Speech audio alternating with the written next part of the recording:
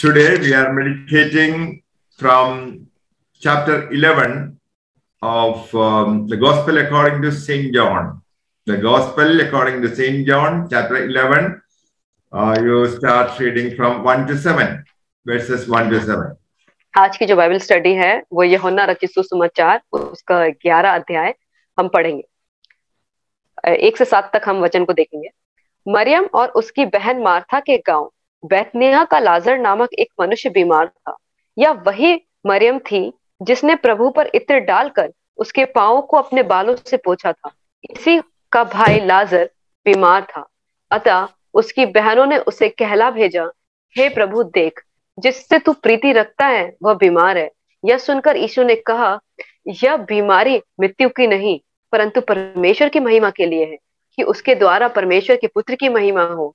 यीशु Martha उसकी बहन और लाजर से प्रेम रखता था। फिर भी जब उसने सुना कि वह बीमार है तो जिस स्थान पर वह था वह 2 दिन और ठहर गया। इसके बाद उसके चेलों से कहा, आओ हम फिर यहूदियों को चले। A man named Lazarus was sick. यहाँ पे एक जो व्यक्ति है जिसका नाम लाजर है वो बीमार। He had 2 sisters, Mary and Martha. और उसकी 2 बहनें हैं, एक मरियम और एक Martha. This Mary was the woman who later put perfume on the Lord and wiped his feet with her hair. और ये मरियम ये वही है जिसने प्रभु यीशु के पांव पर इत्र डाला था और उसके पांव को अपने बालों से पोंछा था। Mary and Martha sent someone to tell Jesus the one that Jesus loved is sick. और मरियम और मार्था ने किसी इंसान को ये कहला भेजा था कि वो जाके यीशु को बताए कि जो उसका भाई है वो बीमार है। And when Jesus heard it, he said, this illness does not lead to death. और जब यीशु ने यह बात सुनी तो यीशु ने कहा, यह बीमारी मृत्यु के लिए नहीं है। It is for the glory of God, so that the Son of God may be glorified through it. और तो उसने कहा कि परंतु परमेश्वर की महिमा के लिए है कि उसके द्वारा परमेश्वर के पुत्र की महिमा हो। So this sickness is for the glory of the Son of God. तो ये जो बीमारी है वो परमेश्वर का जो पुत्र है उसकी महिमा के लिए। And when Jesus heard that Lazarus was sick, he stayed where he was for 2 more days. और जब यीशु ने सुना कि लाजर बीमार है तो वहाँ और वो 2 दिन के लिए रुक गया। In John's Gospel, there are 3 times when someone dear to Jesus asked him to do something. और ऐसा हमने ये सुसमाचार में 3 बार देखा है कि प्रभु यीशु का कुछ कहा गया है कि वो कुछ करे। In each of these 3 cases, Jesus responded in the same way. और इन तीनों केस में ही प्रभु यीशु ने सेम ही तरीके से रिप्लाई दिया। So here in this case, Jesus stayed where he was for 2 more days. और जैसे कि यहाँ पे यीशु ने बात को सुन के वो जिस जगह पे था वह और 2 दिन के लिए रुक गया। He did not rush to visit Lazarus's house. और उसने कोई भी जल्दबाजी नहीं की लाजर के घर जाने के लिए। So this means Jesus granted their request. Jesus granted their request, showing he does things according to the timing and will of God. और यहाँ पे दिखाता है कि परमेश्वर ने जो है उनकी प्रार्थना को पहले ही ग्रहण कर लिया, लेकिन वो परमेश्वर की योजना के अनुसार करते हैं सारी चीजों को। Jesus demonstrated that his delays were not denials. और यहाँ पे यीशु ये एक बात कहते हैं कि उसकी जो देर हो जाती है वो देर नहीं है। So in our life also we ask many things in prayer. और हम अपने जीवन में भी हम बहुत सारी चीजें जो है अपनी प्रार्थना में मांगते हैं। Immediately we may not receive a response from Jesus. और तुरंत ही हमें हो सकता है कि हमें उसका जवाब ना मिले प्रभु यीशु से। But Jesus will answer our request according to his timing and to the will of God. और लेकिन प्रभु हमारी प्रार्थना को उत्तर अपनी समय के अनुसार देगा और परमेश्वर के योजना के अनुसार देगा। As Jesus said, if you ask anything in my name, it will be granted. और जैसा कि यीशु ने कहा है कि अगर तुम मेरे नाम से कुछ भी मांगोगे तो तुम्हारे लिए हो जाएगा। So the believer has to wait for the Lord's time. तो इसीलिए एक विश्वासी को होना चाहिए कि उसे इंतजार करना चाहिए प्रभु यीशु के समय का। Jesus is doing miracles in our life at the perfect time and perfectly. और जो परमेश्वर है वो हमारे जीवन में बहुत सारे चमत्कार कर रहा है, लेकिन वो सही समय पर। The pattern is that the believer has to wait for a while. तो इसका जो एक पैटर्न जो है ये है कि जो विश्वासी है उसे थोड़ा इंतजार करना पड़ेगा। God may be testing our faith. हो सकता है कि परमेश्वर हमारे विश्वास की परीक्षा ले रहा हो। You know, Abraham waited for a long time for the fulfillment of the birth of his son.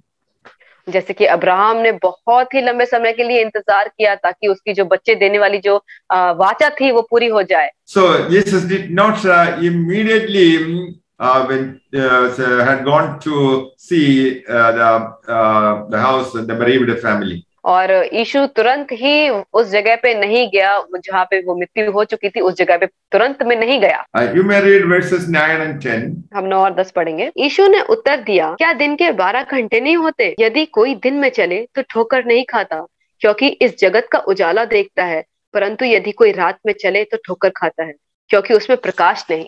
So here Jesus is saying, if anyone walks in the night, he stumbles. यहाँ पे जैसे कि परमेश्वर कहता है कि अगर कोई रात में चलता है तो वो ठोकर खा सकता है। So are there not 12 hours in a day? और क्या हमारे पास 12 घंटे नहीं होते दिन के? If anyone walks in the light, he does not stumble.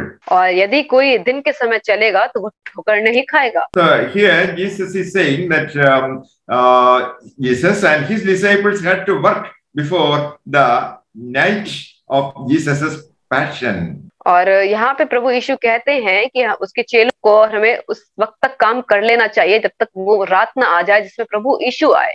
So Jesus is saying that he has to work during the allotted time. और यहाँ पे यीशु में समझाना चाहते हैं कि हमें उस जो टाइम हमें दिया गया है उसके अंदर ही काम करना है। Because the Jesus and disciples will be persecuted by the religious leaders. क्योंकि जैसा कि हमने देखा है कि उसके जो चेले थे वो धार्मिक धर्म गुरु के द्वारा बहुत ही उनको ताड़ना दी गई। The day was approaching for the crucifixion of Jesus Christ. और वो दिन नजदीक ही आता जा रहा था जब उसे उस क्रूस की सजा होनी थी। So before the crucifixion, Jesus had a work to do. और उस क्रूस की सजा को लेने से पहले उसके पास बहुत सारे काम थे जो उसे करने थे। A fixed time is fixed for Jesus to work by the Father. और यीशु के पास एक समय उसे सीमित दिया गया था जो उसे वो काम करना था अपने पिता की ओर से। And the Bible says Jesus walked in the light of the Father. और जैसा कि वचन कहता है कि यीशु जो है वो अपने पिता की रोशनी में चलता था। During these hours, no harm could come to Jesus and the disciples. और उस समय के अंदर कोई भी नुकसान नहीं हुआ प्रभु यीशु को और उनके चेलों को। And now verse 15. हम 15 वचन देखेंगे। और मैं तुम्हारे कारण आनंदित हूँ कि मैं वहां न था जिससे तुम विश्वास करो, परंतु अब आओ हम उसके पास चलें। When Jesus heard about the sickness of Jesus Christ, Jesus told them that that sickness was not for his death. और जब यीशु को उस बीमारी के बारे में पता चला लाजरस की, तो उसने कहा कि ये जो बीमारी है वो उसकी मौत का कारण नहीं होगी। Jesus told them that he was only sleeping. और यीशु ने कहा कि वो सो रहा है। Later on, Jesus plainly told them that Lazarus was dead. और उसके बाद बहुत ही साफ भाषा में उस यीशु को बताया गया कि जो लाजरस है उसकी मृत्यु हो चुकी है। Lazarus is dead, but I am glad. और यीशु ने कहा कि लाजर मर चुका है लेकिन मैं आनंदित। How can it be? Jesus says he was glad that Lazarus is dead. ऐसा यीशु कैसे कह सकता है कि वो आनंदित है जबकि लाजर की मृत्यु हो चुकी थी? Jesus was certain of the outcome. क्योंकि यीशु जो था वो उसके जो आउटपुट आने वाला था उस पे खुश था। Jesus knew that the life of Lazarus would be restored. क्योंकि यीशु जानता था कि जो लाजर की जो जिंदगी है वो फिर से वो ला सकता है। Jesus knew that everyone would be comforted at the end. और यीशु को ये चीज पता था कि अंत में सबको वो शांति देगा। Jesus was glad because many more would believe in Jesus Christ. और यीशु आनंदित इसलिए हो रहा था क्योंकि उसे पता था कि अभी बहुत सारे लोग हैं जो उस पर विश्वास करने वाले हैं। Jesus came here to die for the sinners. और यीशु इस जगत में आया ताकि वो हम जैसे पापियों के लिए मर सके। And he would rise from the dead. और उसके बाद वो उस मृत्यु से फिर से जी उठा। So death was necessary for a resurrection. और ये जो मृत्यु है वो बहुत ही जरूरी है पुनरुत्थान के लिए। So this was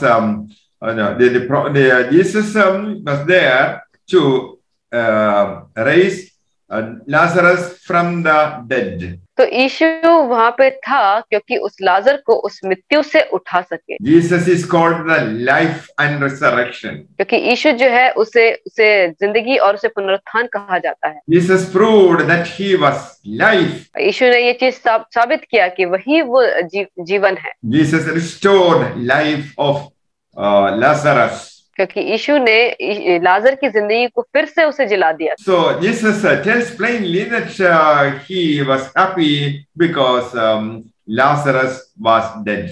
तो इसीलिए प्रभु यीशु ने ये बात कही कि वो आनंदित था क्योंकि लाजर मर चुका था। Because Jesus knew that he was going to raise Lazarus from the dead. क्योंकि यीशु जानता था कि वो अभी जाएगा और उस लाजर को उस मृत्यु से जिला देगा। That will lead to and many more people would believe in Jesus Christ because of this miracle. और उसे पता था कि इस चमत्कार की वजह से और भी बहुत सारे लोग हैं जो उसके पर विश्वास करने वाले थे। Now verse 16. हम 16 वचन को पढ़ेंगे।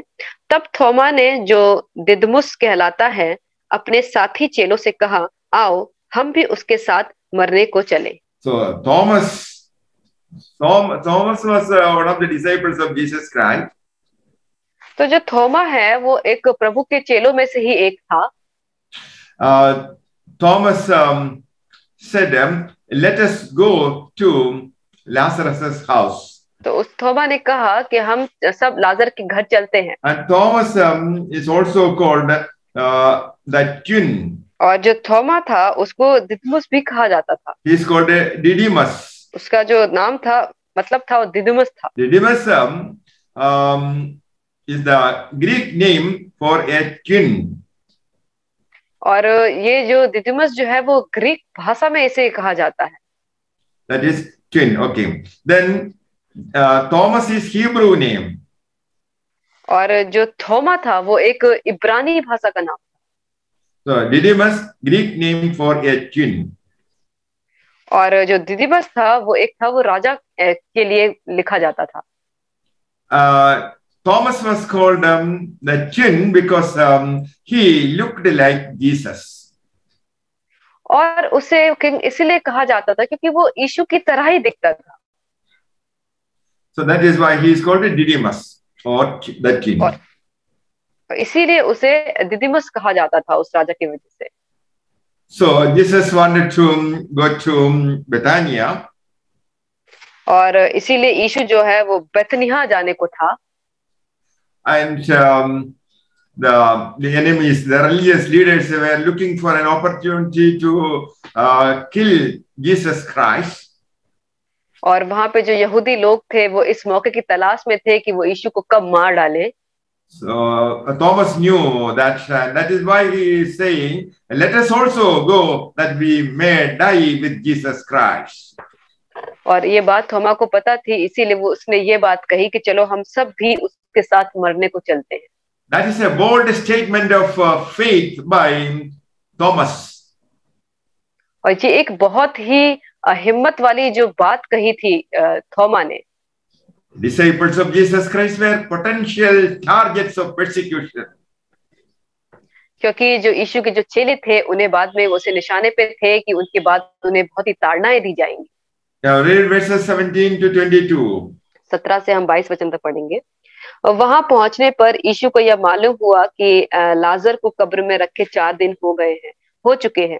बैतनिय्याह यरूशलेम के समीप कोई 2 मील की दूरी पर था। बहुत से यहूदी मार्था और मरियम के पास उसके भाई की मृत्यु पर शांति देने के लिए आए थे। जब मार्था ने यीशु के आने का समाचार सुना तो उससे भेंट करने को गई, परंतु मरियम घर में बैठी रही।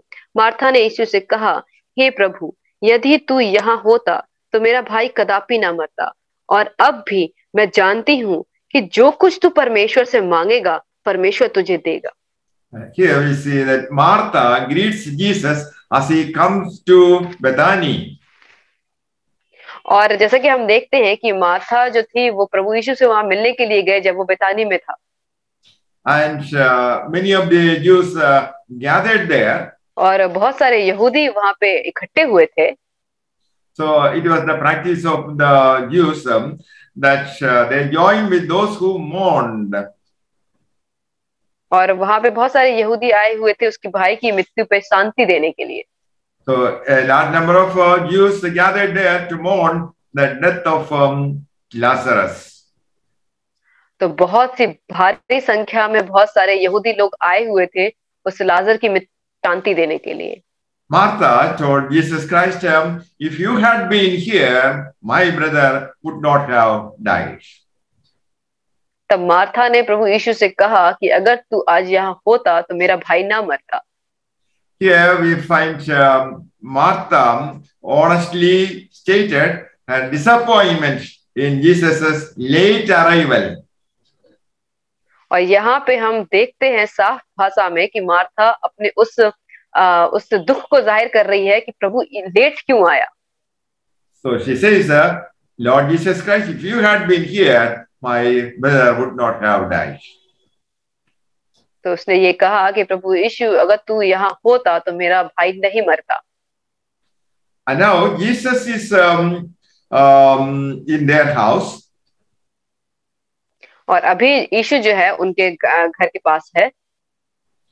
And Martha also said, even now I know that whatever you ask of God, God will grant you. और फिर मार्था उससे कहती है कि यदि भी अभी भी मैं ये कहती हूँ कि अगर जो कुछ भी तू परमेश्वर से मांगेगा परमेश्वर उसे तुझे देगा। So she would still trust Jesus Christ. तो वो ये दर्शाता है कि वो अभी भी परमेश्वर पे यकीन करती है। She says, even now I know whatever you ask, God will grant it.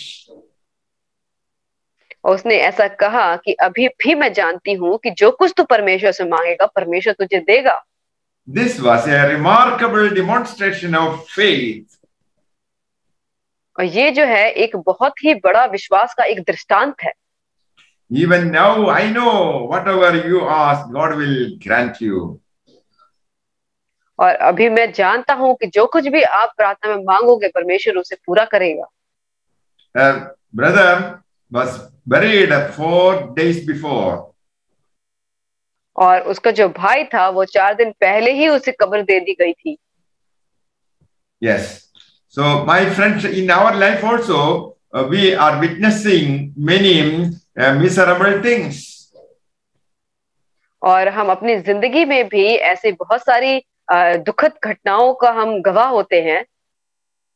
Whatever be the thing that troubles you, Jesus can bring you out of it.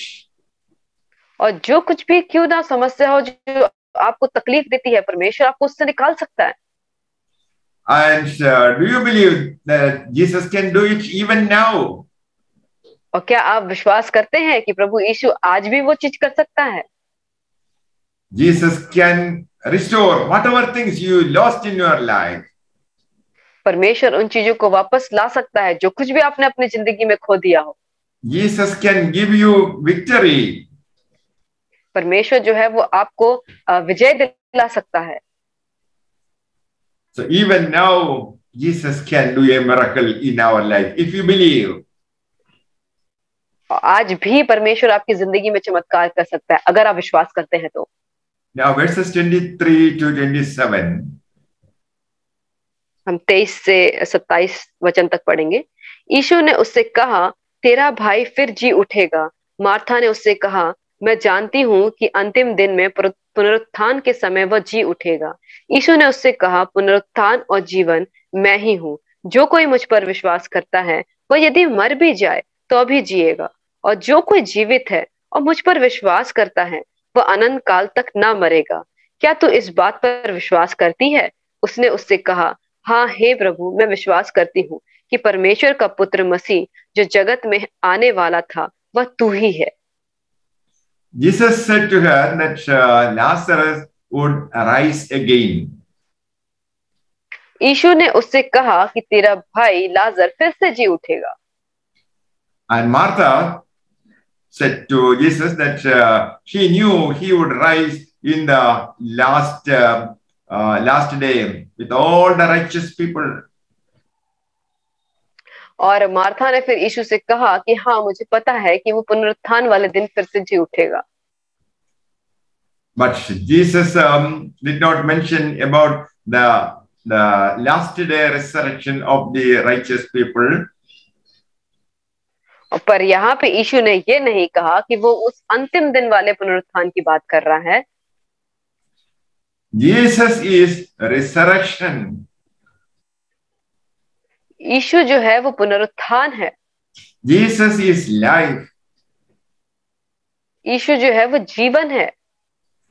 So what Jesus meant was that Lazarus is going to be risen from the dead. और जो यीशु यहाँ पे जो कहने वाला था वो ये था कि जो लाजर है वो मृत्यु से फिर अभी जी उठेगा। Not at the last day with all the righteous people.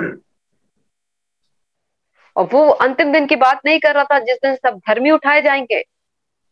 Jesus boldly challenged Martha to trust that he was the source of eternal life. और यीशु ने बहुत ही साहस के साथ ये कहा था कि उसके विश्वास करना है कि वो उस जीवन देने के योग्य है।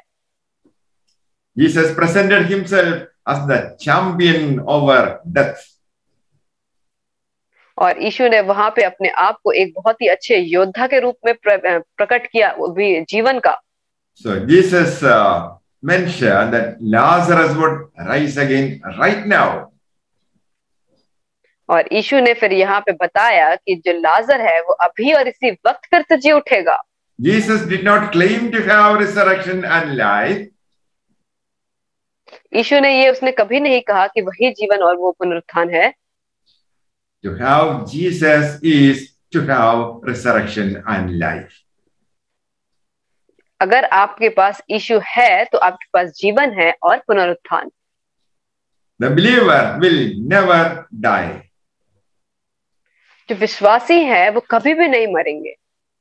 But the believer simply make an instant transition from an old life to a new life.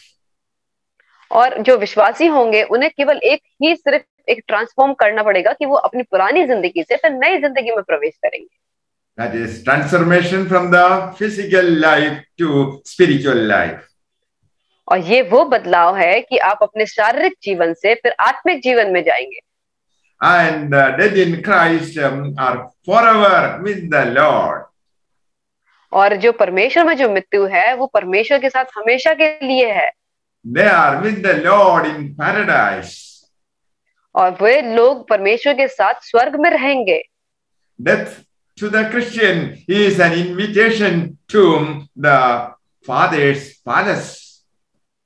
Death to the Christian was an invitation to the Father's palace. और जो मसीह जीवन में जो मौत होती है वो एक परमेश्वर की ओर से हमारे लिए निमंत्रण है कि हम उसके पास जाएंगे। Jesus was God in human form among us. और जो यीशु जो है वो एक मनुष्य के रूप में हमारे बीच में एक प्रभु है। That is why a Christian is never afraid of death. और यही वो कारण है कि एक जो मसीह होता है वो कभी भी मौत से नहीं डरता। That is the starting point of our life with God forever. और यही वो हमारा शुरुआती चिन्ह है कि परमेश्वर के साथ हम हमेशा रहेंगे। We are entering a new life with the saints and God the Father. और हम जो है वो एक नई जिंदगी में प्रवेश करेंगे अपने प्रभु पिता के पास। The dead in Christ are with the Lord in paradise. और जो यीशु में जो मृत्यु है वो है परमेश्वर का साथ उस स्वर्ग में। We will spend our eternity in the Father's paradise. और हम जो अपना अनंत काल का जो जीवन है वो अपने पिता के पास स्वर्ग में व्यतीत करेंगे. And now you may read verses 28 to 32. हम 28 से 32 वचन पढ़ेंगे. यह कहकर वह चली गई और अपनी बहन मरियम को बुलाकर चुपके से कहा, गुरु यही है और तुझे बुलाता है. यह सुनते ही वह तुरंत उठकर उसके पास आई. यीशु अभी गांव में नहीं पहुंचा था, परंतु उसी स्थान में था जहां मार्था ने उससे भेंट की थी. तब जो यहूदी उसके साथ घर में थे और उसे शांति दे रहे थे, यह देखकर कि मरियम तुरंत उठ के बाहर गई है, यह समझे कि वह कब्र पर रोने को जाती है, तो उसके पीछे हो लिए. जब मरियम वहां पहुंची जहां यीशु था, तो उसे देखते ही उसके पांवों पर गिर पड़ी और कहा, हे प्रभु, यदि तू यहाँ होता तो मेरा भाई ना मरता. Now, when Mary saw Jesus, she said to him, Lord, if you had been here, my brother would not have died. और जब वो यीशु के पास गई तो यीशु से उसने कहा कि प्रभु, अगर तू यहाँ होता तो मेरा भाई नहीं मरता. And Jesus was a different teacher. और यीशु जो है वो बहुत ही अलग तरीके का गुरु था. The rabbis refused to instruct women in those days. और उस टाइम पे जो गुरु होते थे वो कभी भी जो स्त्रियां होती हैं उसे नहीं समझाते थे. The religious leaders did not give the same treatment to women as men. तो वहाँ के जो धार्मिक धर्म गुरु हुआ करते थे वो वही शिक्षा उन स्त्रियों को नहीं देते थे जो वहाँ के पुरुषों को दी जाती थी. They were given subhuman standards. और उन्हें एक बहुत ही कम दर्जे का उन्हें शिक्षा दी जाती थी. Unlike the rabbis, Jesus honored women. और जब तक वो जो प्रभु यीशु जो गुरु थे उन्होंने स्त्रियों की बहुत ही आदर किया. Jesus found time to teach even women. और यीशु ने अपना समय निकाला ताकि वो औरतों को भी वो शिक्षा दे सके. And Mary made a noble statement of faith. और यहाँ पे मरियम ने अपने बहुत ही एक अच्छे विश्वास का उसने वर्णन किया. Lord, if you had been here, my brother would not have died. ने कहा कि गुरु, अगर तू यहाँ पे होता तो मेरा भाई नहीं मरता. That expresses the noble statement of faith. और यहाँ पे वो दिखाता है कि उसके विश्वास के द्वारा कही गई ये बात. And now verses 33 to 38. हम 33 से हम 38 अध्याय तक पढ़ेंगे. जब यीशु ने उसको और उन यहूदियों को जो उसके साथ आए थे रोते हुए देखा, तो आत्मा में बहुत ही उदास और व्याकुल हुआ और कहा, तुमने उसे कहाँ रखा है? उन्होंने उससे कहा, हे प्रभु, चलकर देख ले.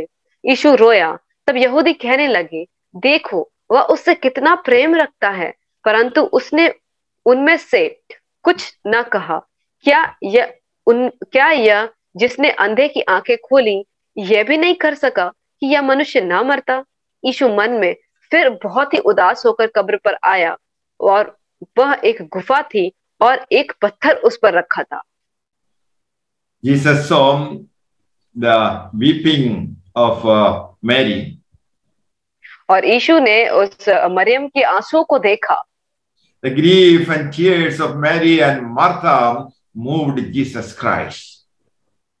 और जो दुख और तकलीफ जो मरियम और मार्था के अंदर थी वो प्रभु को दया से भर गया. My friend, God sees your grief. और मेरे दोस्तों, जो प्रभु है वो आपके दुख को देखता है. When the children of God are stricken with grief, Jesus is moved with compassion. और जब परमेश्वर के जो बच्चे होते हैं वो दुख और तकलीफ में होते हैं तो हमारा जो खुदा है वो दया से भर जाता है. My friend, God sees our tears. और जो परमेश्वर है वो हमारे आंसुओं को देखता है. God is touched by our tears. क्योंकि जो परमेश्वर है वो हमारे आंसुओं के द्वारा हम उसे छू सकते हैं. God remembers our tears. क्योंकि परमेश्वर जो है हमारे आंसुओं को वो याद रखता है. God acts to wipe away our tears. और जो प्रभु है वो ऐसा काम करता है कि वो हमारे आंसुओं को पोंछ देता है. When Jesus saw Mary and Martha weeping, Jesus was deeply troubled. और जब यीशु ने देखा कि मरियम और मार्था जो है वो रो रही हैं, तो प्रभु चिंतित हो गया। And Jesus also cried. और यीशु भी उस जगह पे रोया। He cried, he asked, where did you bury Lazarus? और तब उसने रोते हुए कहा कि तुमने कहाँ पे उसे रखा है? And Jesus was greatly moved, but not out of control. और यीशु जो था वो बहुत ही दया से भर गया था, लेकिन वो अपनी सीमा से बाहर नहीं गया। Jesus was deeply grieved. और यहाँ पे हमने देखा है कि परमेश्वर जो है बहुत ही दुखी हुआ। Jesus was confronting directly with death. और जो यीशु तो जो था वो बहुत ही डायरेक्ट जो है मृत्यु से के सामने वो देख रहा था। Jesus was angry at the power of the great enemy of humanity, that is death. और जो यीशु जो है वो बहुत ही गुस्सा कर रहा था